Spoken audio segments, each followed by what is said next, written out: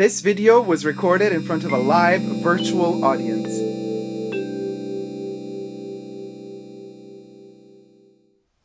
Hi everybody, Dacob here. Welcome back to my channel. Today we're going to be reviewing Christian Dior's Haute Couture 2022 Spring-Summer collection. Yay! Or nay, I don't know. We're going to get to see it right now. But before we get to watch it together and review it together live, because I'm filming this live right now, subscribe to my channel, push the join button next to the subscription button, become a member today, get access to extra perks. You can also join me on Patreon, superdacob all spelled together. Join me there for extra perks as well. Thank you to my members and patrons who have already pledged. This video is being filmed live in front of a live virtual audience. So you guys in the chats, hi everybody. Looking forward to your opinions on this show. Now, the video of the fashion show is taken from the Christian Dior YouTube channel. So it falls under fair use because we will be reviewing it. However, I changed the music of the show. I'm not using the music that they played on the show because that is copywritten. I'm playing some copyright-free music. Let's get to it. Let's see. I'm super excited. Kevy says, oh, help me, Lord. Jack Dean says, fun. Fun. Fun, fun, fun. Okay, let's go.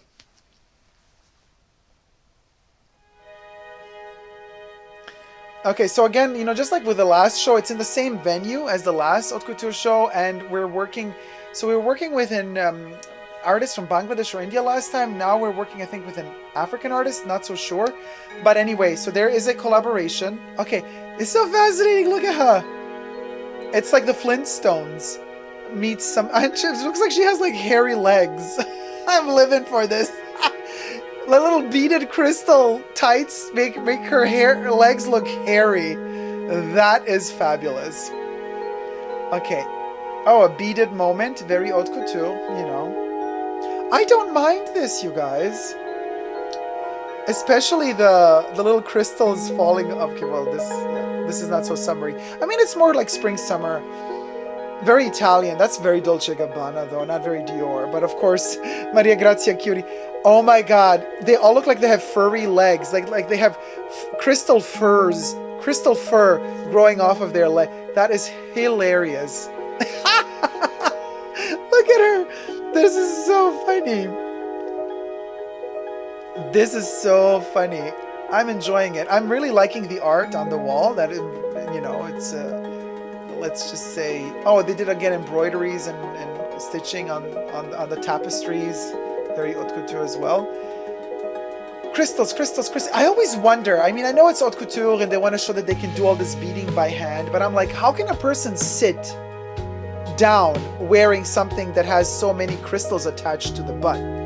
Like, you're either going to pop the skirt, you're going to break it all off. Like, it's like, I get it, haute couture, but like, it needs to be comfortable. You always have to think about the practicality of it all. You know, this one looks flowy. I love the shoes with that kind of little kitten heel. This is a sober moment. A lot of white, huh? Look at those furry legs. So funny.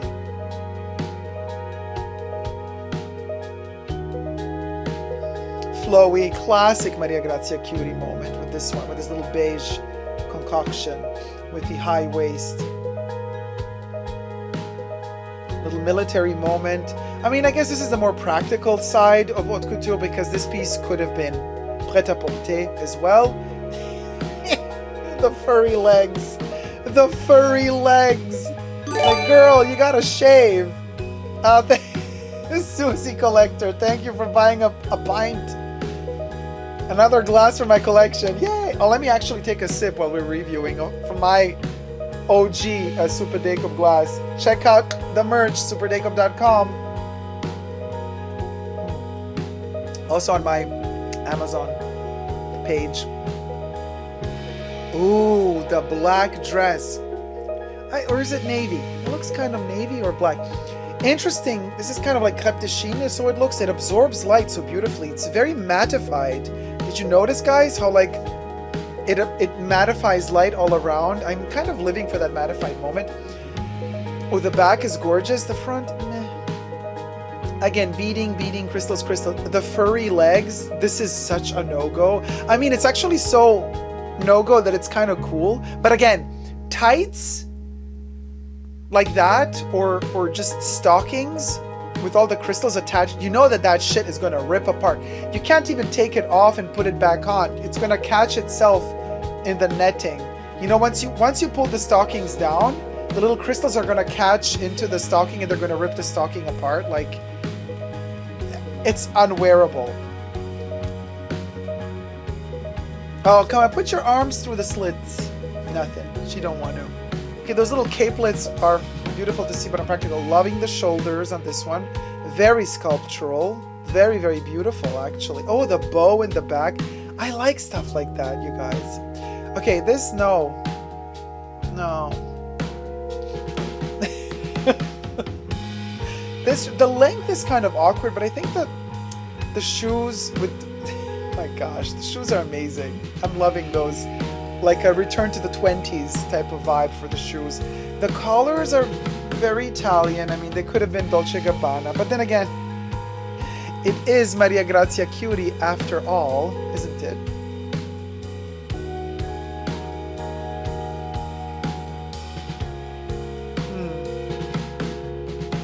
It's giving me Roman, Greek, Napoleonic Empire at times as well. Then it's giving me 60s Italian or late 50s Dolce Vita Italian mood. It has a little bit of British character to it as well.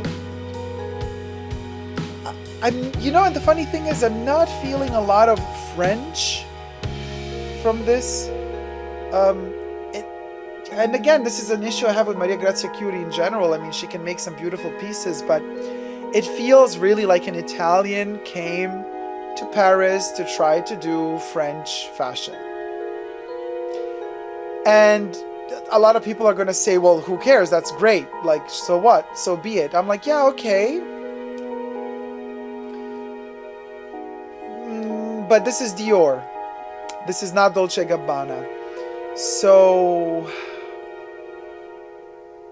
huh.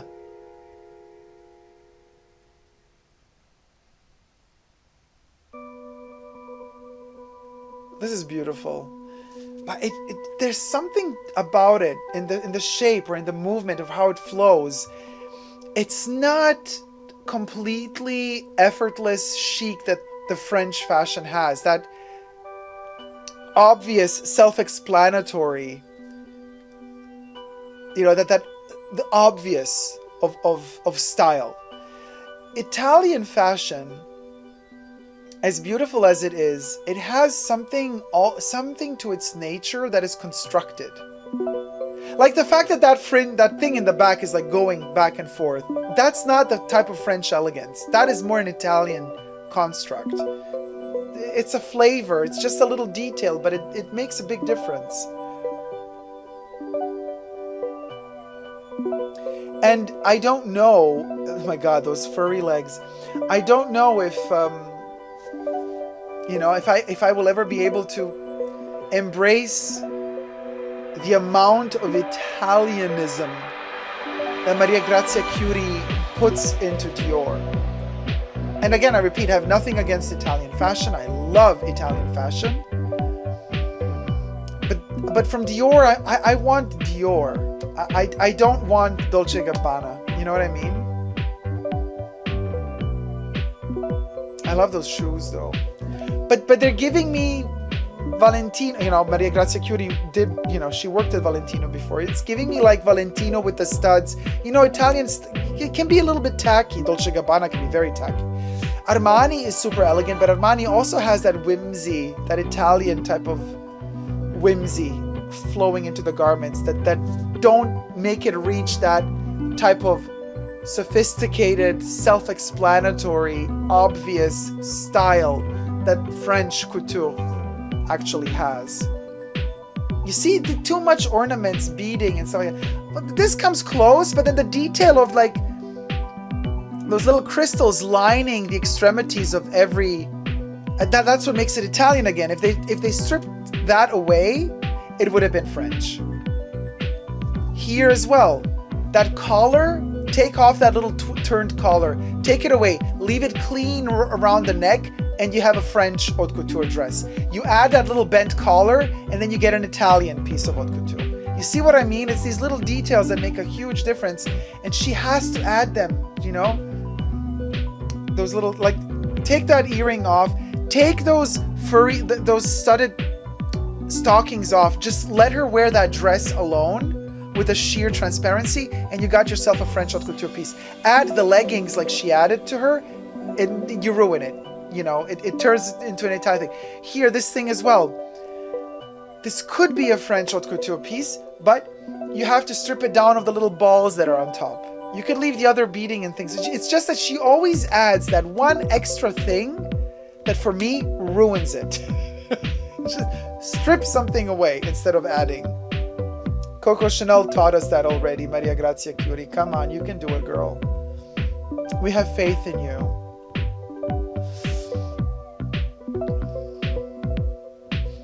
Here as well, you see the sleek perfection, and then she adds that frickin' fringe. Messes up the whole thing. That tassel thing hanging down. This one gets pretty close. This one actually works. Here we don't have those unnecessary extras.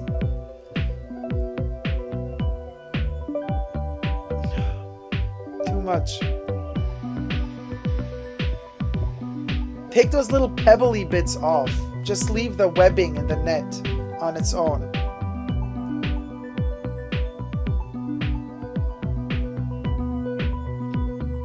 Okay, now all of the looks are... Pebbles from the Flintstones is opening the show. Now this actually looks more like a starlet from the 60s. Again, Italian. From Italian television. I do like the shoes though. I really do like the shoes. It's the same camera shots, it's like the same camera angles in the same space from the last Haute Couture show. So it is kind of fascinating to see how little things have changed in 6 months, right? Between shows. This is a spring-summer collection. So I'm liking the beige and the lighter colors, the whites, super sleek tonalities. And then of course there's like drops of black amidst the crystalline sheer beige white hues. There she comes. Okay, bye. Ciao.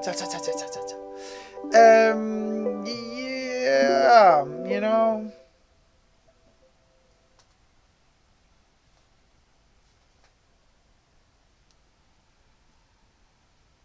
Like, difficult. We've seen her do these things already. There's nothing new. It feels like an in-between collection. It feels like a filler haute couture collection, which is kind of tragic if you think about it. Like, you dare do a filler collection for haute couture? It feels like a filler collection while she's working on a bigger collection for next season. By bigger, I don't mean more pieces. I just mean more complexly thought through. Listen, when the tapestries on the wall tell a bigger story than the actual clothes you're showing, then you got a problem. And we've seen all of these dresses already from her, you know, all of these silhouettes. There's no evolution there. There's no adding anything new. Or in this case, it would have profited from stripping it further down to make it a little bit more French. But it didn't go there for me fully. And I don't know, there's like this memory, you know, a couple of seasons back in the midst of the lockdown when Maria Grazia Curie did the Haute Couture Dior, what was it, Spring Summer 20 or Fall Winter 20, you know, with the tarot cards. They made a whole art movie about, you know, there was no audience because it was like full-blown lockdown. So they shot it in this castle environment with the models wearing the dresses, acting out as tarot cards. Like, that was a story. It didn't make me dream too much because after all, Maria Grazia Chiuri will never, ever be Galliano. But it made me go places, you know what I mean? And now I feel like we've reverted back to something that is kind of like uninspired. Pity. Missed opportunity. There's so much money involved. Such a big budget. You coulda gone there, girl. You coulda gone there. KDF says tarot. Yas. Right? Jesus. Oh my God. Jesus genius. Jesus says so many looks, so little to look at. That's a really, really good one. There's no ideas there, says Jack. Blondinchati says, I'm sure they look exquisite close up, though. I think they've deliberately chosen the tapestry wall to try to offset the simplicity of the nude, white, gray, black colors of the collection. But again, it's typical for Maria Grazia Chiuri to add that extra ornament that is so unnecessary. I'm telling you, go back, use your full heritage. Use the perfume Dune. Use the concept of the bottle of the perfume Dune. Create that environment. Even the floor is like a sandy wood color. I would have made everything sand. Sandy, beige, and white. So that the clothes seem like they're ghosts passing through this landscape where you can't really identify, is it a garment or is it the background? Really go there. Really go there, you know? And you will get magic if you do that. It will be magical. What she did was just too many layers that didn't really communicate well with each other. And yeah, you get a little tacky Italian moment. Letty says, in my opinion, after Monsieur Christian Dior, only John Galliano has created real, majestic haute couture. No, Gianfranco Ferré did as well. Gianfranco Ferré did a wonderful, wonderful job at Christian Dior. For me, at least. I love the piece. Still to this day, oh my gosh. If I was a chick and I had the resources to hunt down the vintage Gianfranco Ferré for Dior pieces, I would be wearing them day and night. I love those. I love those 80s and 90s Ferré. 90s Ferré Dior pieces. Jack says, it's so easy to riff off a concept. I don't know why designers are letting go of that. Oh. Blondinchati says, it is unwearable though. Fatini says, yes, uninspired. I love the Gianfranco Ferré era too, says KDF. It was a wonderful era. Charlie says, I brought enough Popeye's nuggies for everyone. Oh, Charlie, yeah, thank you. We want some chicken nuggets from Popeyes. Such a massive difference between runway and Dior ready-made. It is. Yeah, Blondinchati, there is a difference, but... And as you guys said, it's a difference if you actually go there and touch the fabrics and you see how much work went into them. I get it, but we're judging here the overall flow, the look, the energy, the vibe. How does this collection, does it tell us a story?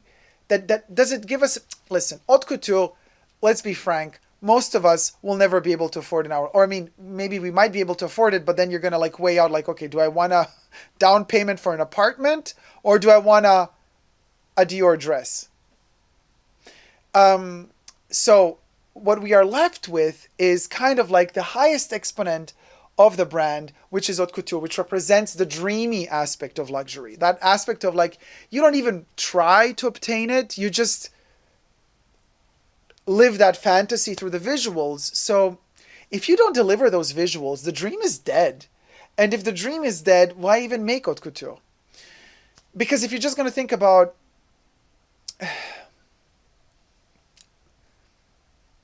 simplifying something to mere practicality, well, that's what pret-à-porter is for. And if a lot of your haute couture pieces look like pret-à-porter, then might as well call it pret-à-porter. I know that there's the beading involved, everything is handmade, as opposed to the machine-made pret-à-porter pieces, but it's the vibe, you know? It's that zhuzh that's missing for me. Fatini says, After the great disappointment of the spring-summer Dior collection, that's not a surprise. Is it just me, or is pure white a no-no, though? Blonde and Chatty asks, pure white? No, I mean, it's summer. It's fine to wear white in summer. I mean, white kind of protects you from the sun. You know, if you wear really dark garments in the sun, it attracts the heat even more. So white in summer, that's okay. It's a good color. You know, Trina Garrity says, would love to see more magic. Me too. And this is, Mark Bowen for Dior was boring, says Katie. The clothes were not giving haute couture. Some of them were, because as you guys said, if we were to come in close, zoom in close to some of the garments and you see the intricate work, and you're like, oh, okay, yeah, this is haute couture. But like, whatever. It's very manneristic to say, like, it's haute couture because it's handmade. Look, we're putting 1,000 beads on it by hand, so it's haute couture. I'm like, that's a little bit easy to say, like, oh yeah, it's haute couture because we beaded it by hand. Girl, come on. You're Dior, for crying out loud. You're not like a final year student preparing your final presentation work. You know what I mean? You're Dior. Other than the weird beaded legs,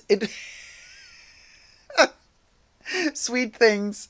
Other than the weird beaded legs, it wasn't very haute couture. Yeah, the beaded legs were kind of haute couture, right? The clothes were not giving haute couture, says Jesus. Kevin says, Assouline is finally publishing a Galliano for Dior book. Can't wait. Ooh, that's going to be exciting. Jesus says, drag queens are making haute couture dresses then. LOL. Yeah, with their hot glue guns. Yes, Charlie, very, very, very Devil Wears Prada moment. Florals for spring, groundbreaking. Jack says the beaded legs were giving drag queen. Now, a drag queen would not be caught dead with furry legs, unless it's not part of a conceptual depiction of a drag queen. Letty says, I'm going to have to check Ferré for Dior. Honestly, I'm not familiar with it. Thanks for the advice, Dacob. I also liked what Raf Simons and the Bohan, not Bohan, what's it called? Bowen? Did for the brand. Beads for couture, groundbreaking, right, Jack? So, I'm not a fan of what Raf Simons did at Dior.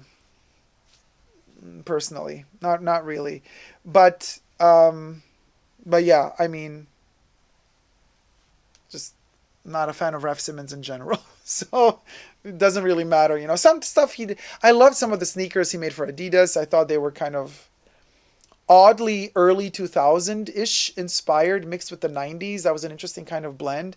But all of his kind of, you know, punk movement type of fashion, I mean, it's all like, if I'm going to do punk, I'm going to do Vivienne Westwood. I'm not going to do Raf Simons, you know. No, all the dolls were wearing beaded tights. Yeah, beaded tights. Yeah, beads for couture, groundbreaking, yeah. Or at least stoned tights. I mean, and this is the sad thing, like, if you were stoned while watching this show, I think you would literally fall asleep. Unless you didn't kind of focus more on the tapestries.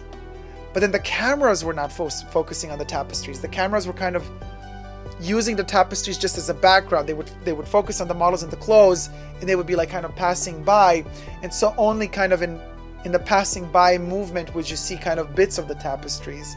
So Steven says she should have just left the tights alone. Or you know what she should have done, if she really wanted to go for the hairy tight legs, then be super daring. Then just do that. Naked models coming out just wearing the tights with the crystal fur. And that's it. And the rest is skin. And you know what I mean? And you got 40 models coming out, each one with different tights, with different crystal beading on them. And bam, you want a statement? That's a statement. And that's French. Of course that would be French. Are you kidding me? That's then French again. But you do the beaded leggings with the tights, you put the little frou-frou dress on top, with the little ear, look like a little edgy earring. One is hanging this long, and on the other side, the other one is a little bit shorter. So, and then you have the little collar, the little twisted collar, you know, the little tiny girly little typical for Maria Grazia Cutie, that little collar, and then but then let's add a little edgy kitten high heel that's also beaded, and then like let's make it punk because we added like a really black eye, not Chanel black eye, but just like, you know, like a little kind of, and you know, and I'm just like, well, you want to do it edgy, then just do a whole collection of only leggings. Just tights, very Mugler 2022, says Jizzes. Yeah. Yeah. Dior headquarters cannot wait to get rid of Miss Maria Grazia Cutie, says Jizzes. I think that they're happy with her because I think that the collections sell. And bottom line, you know who's behind Dior? LVMH. And what is their bottom line? Money. And as long as they're earning money, they're happy. And because she delivers these kind of safe, bland things, you know, most people out there are safe and bland, so they're going to buy into this stuff. So I think as long as she keeps bringing them money, they're not going to want to get rid of her. Absolutely not. Because bottom line, it's about the dollar. Holla for the dollar, baby. Thank you so much for watching this video. If you've enjoyed it, thumb it up, subscribe to my channel. Until next time, never forget to never give up on love. Love you all. See you soon. Take care. Bye. Mwah.